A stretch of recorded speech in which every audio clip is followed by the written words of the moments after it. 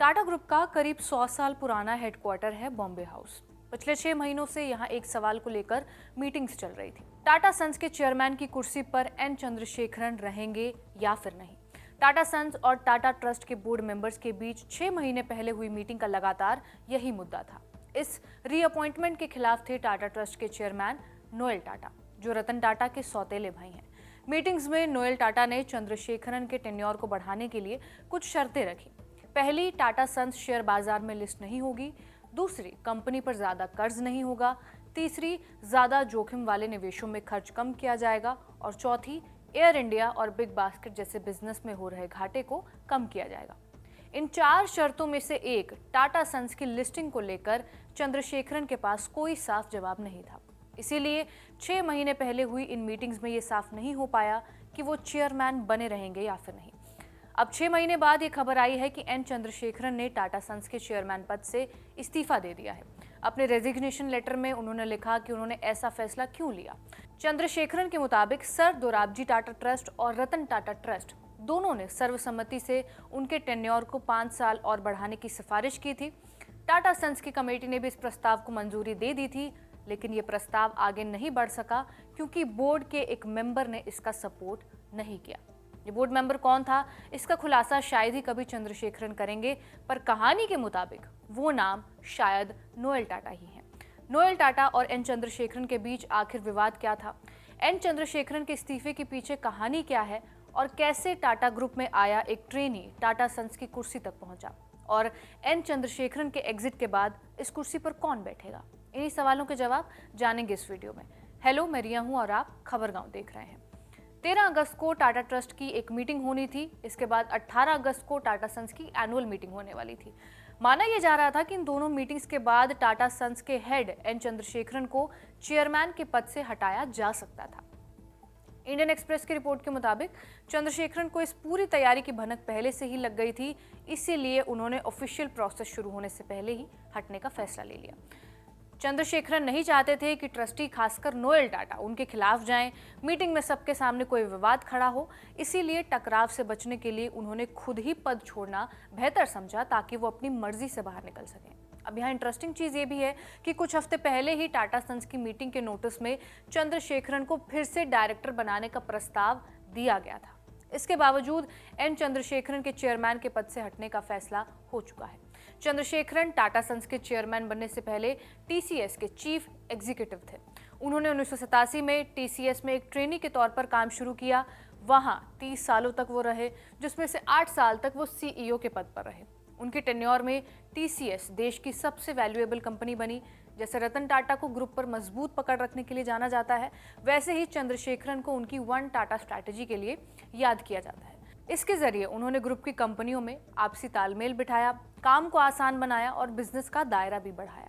लगभग 10 सालों तक उन्होंने एयर इंडिया विमान हादसे, टाटा न्यू में हो रहे नुकसान जैसी कई बड़ी चुनौतियों के बीच ग्रुप की कमान संभाली। लेकिन चुनौतियों के साथ इन्हीं 10 सालों में एक अजीब पैटर्न भी देखा गया। जब एयर इंडिया, टाटा डिजिटल और टाटा इलेक्ट्रॉनिक्स लॉस में चल रहे थे, उस दौरान एन चंद्रशेखरन की खुद की सैलरी बहुत जल्दी बढ़ रही थी। बिजनेस टुडे की रिपोर्ट के मुताबिक पिछले 8 सालों में चंद्रशेखरन की सैलरी हर साल एवरेज 14.1% के हिसाब से बढ़ी है। 2018 में जो सैलरी 55.1 करोड़ थी, वो 2026 तक आते आते 158.5 करोड़ रुपए हो गई है। इसी दौरान पूरी टाटा सन्स लिस्टेड और गैर लिस्टेड कंपनियां मिलाकर का नेट प्रॉफिट बढ़ने के बजाय 11.9% घट गया। ये 2018 के 20,344 करोड़ से गिरकर 2026 में 17,923 करोड़ रुपए पर आ गया। वहीं शेयर बाजार में लिस्टेड कंपनियों का प्रॉफिट बढ़ा तो सही, लेकिन उनकी ग्रोथ की रफ्तार 9.2% थी, जबकि चंद्रशेखरन की सैलरी बढ़ने का परसेंटेज 14.1% रहा। जब तक रतन टाटा टाटा ग्रुप को संभाल रहे थे, तब तक ऐसा ही पैटर्न देखा गया, लेकिन 2024 में रतन टाटा के निधन के बाद टाटा ग्रुप में चीजें बदलने लगी। रतन टाटा के सौतेले भाई नोएल टाटा टाटा ट्रस्ट के चेयरमैन बने। सत्ता बदली और इसका असर टाटा ग्रुप्स में भी दिखा। इंडियन एक्सप्रेस में जॉर्ज मैथ्यू की रिपोर्ट के मुताबिक टाटा ग्रुप के अंदर ये बात जोर पकड़ रही थी कि नोएल टाटा चंद्रशेखरन पर पूरी तरह भरोसा नहीं करते थे, खास तौर पर इस बात को लेकर कि टाटा सन्स को भविष्य में किस दिशा में ले जाना चाहिए, ग्रुप के कल्चर को कैसे संभाल कर रखना चाहिए। टाटा ग्रुप के कुछ लोगों का यह भी मानना है कि चंद्रा टाटा सन्स को प्राइवेट बनाने के लिए उतनी कोशिश नहीं कर रहे थे, ना ही ग्रुप की उन कंपनियों के बढ़ते घाटे को ठीक से रोक पा रहे थे जो शेयर बाजार में लिस्टेड नहीं है। दोनों के बीच कलेश सिर्फ काम करने के तरीके को लेकर ही नहीं था, बल्कि सोच का भी था। अगर चंद्रशेखरन टाटा सन्स के चेयरमैन ना होते तो शायद वो टाटा सन्स को शेयर बाजार में लिस्ट करने के विचार के खिलाफ नहीं होते। इसके उलट नोएल टाटा और ग्रुप के पुराने लोग चाहते थे कि होल्डिंग कंपनी शेयर बाजार से दूर ही रहे। उनका मानना था कि इससे ग्रुप को काम करने में ज्यादा आजादी मिलती है और टाटा नाम से जुड़ी विरासत को बचाए रखने में भी मदद मिलती है। इस वजह से नोएल टाटा और चंद्रशेखरन के इस पूरे विवाद को सिर्फ कंपनी के शेयर बाजार में उतारने या ना उतारने तक ही लिमिटेड नहीं माना गया। चंद्रशेखरन के इस्तीफे की खबर सामने आने के बाद टाटा ग्रुप की कंपनियों के शेयर्स में 4% की गिरावट आई है। एक्सपर्ट्स का भी यही मानना है। इंडियन स्कूल ऑफ बिजनेस के पूर्व प्रोफेसर कविल रामचंद्रन इसे टाटा ग्रुप के लिए एक बड़ा झटका मानते हैं। उनका कहना है कि लोग टाटा ग्रुप की पहचान ही स्टेबिलिटी और लंबे समय के नजरिए के लिए बने बिजनेस के तौर पर करते हैं। इसके साथ लोगों का भरोसा, कंपनी की लेगेसी भी जुड़ी हुई है। इसीलिए ग्रुप को यह देखना चाहिए था कि लीडरशिप बदलने की प्रक्रिया दोबारा पहले जैसी गलत तरीके से ना हो, जैसा साइरस मिस्त्री के साथ हुआ था। दरअसल 2012 में साइरस मिस्त्री को रतन टाटा के उत्तराधिकारी के रूप में टाटा सन्स का चेयरमैन बनाया गया था, लेकिन साल 2016 में टाटा सन्स के बोर्ड ने अचानक उन्हें चेयरमैन के पद से हटा दिया और रतन टाटा अंतरिम चेयरमैन बने। इसी तरह एक्सपर्ट्स चंद्रशेखरन के एग्जिट को भी एनालाइज कर रहे हैं। टाटा सन्स के एक पूर्व निदेशक द मॉर्निंग कॉन्टेक्स्ट को ये बताते हैं कि चंद्रशेखरन का टेन्योर अब अपने अंत तक पहुंच चुका था। उनके मुताबिक चंद्रशेखरन ने समय के साथ बोर्ड पर अपनी पकड़ जरूर मजबूत कर ली थी, लेकिन जिस दिन नोएल टाटा को टाटा ट्रस्ट का चेयरमैन बनाया गया, उसी दिन से चंद्रशेखरन का पद लगभग अस्थायी हो गया था। उन्हें पहले से ही शक था कि चंद्रशेखरन अपना पूरा टेन्योर नहीं कर पाएंगे। चंद्रशेखरन के एग्जिट के बाद नोएल टाटा के पास फरवरी तक टाटा ग्रुप के लिए नए लीडर चुनने की जिम्मेदारी है। नए हेड को ऐसे ग्रुप को संभालना होगा जिसमें स्टील और पावर से लेकर Jaguar land rover, air India और देश की सबसे बड़ी आईटी सर्विस कंपनी टीसीएस शामिल है। फिलहाल चंद्रशेखरन के पास कोई डिप्टी नहीं है। ग्रुप में उनके बाद ये जिम्मेदारी कौन संभालेगा, इसका भी कोई साफ प्लान नहीं है। फाइनेंशियल टाइम्स की रिपोर्ट के मुताबिक ऐसा लीडर मिलना मुश्किल है जो टाटा ग्रुप के सभी अलग अलग बिजनेस को एक साथ संभाल सके। फिलहाल टाटा स्टील के सीईओ टीवी नरेंद्रन का नाम संभावित उम्मीदवारों में बताया जा रहा है। हालांकि टाटा ग्रुप के बाहर से भी किसी व्यक्ति को इस पद के लिए चुने जाने की संभावना है।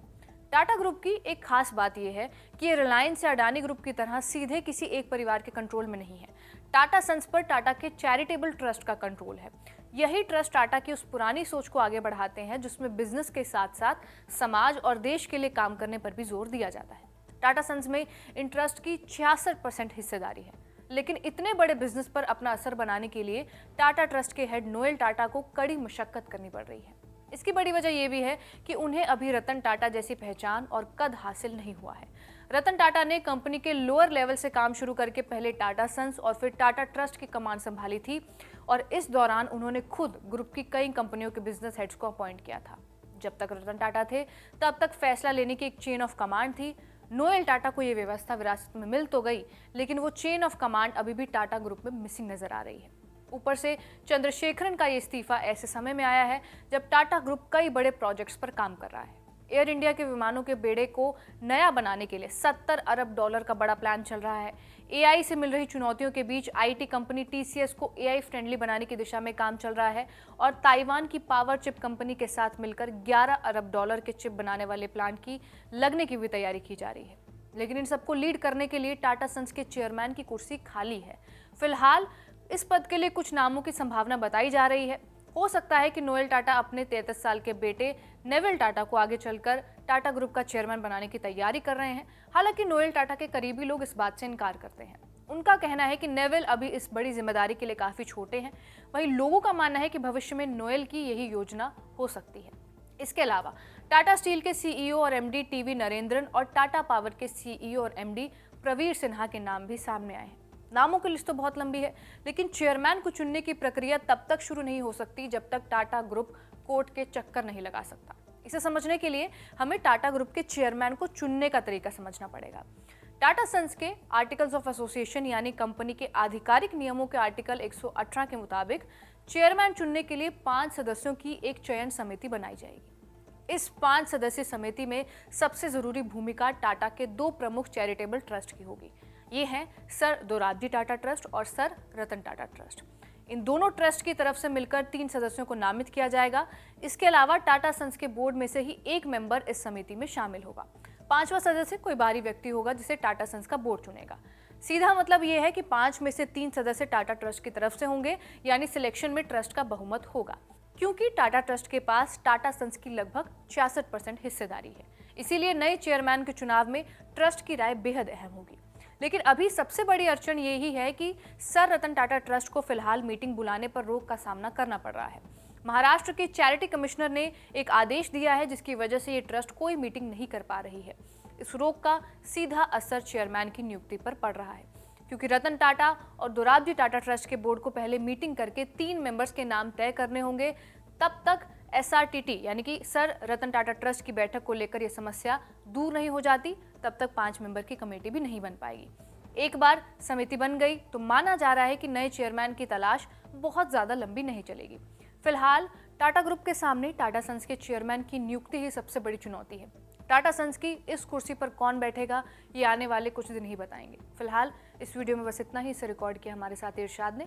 आप देखते रहिए खबरगांव। शुक्रिया।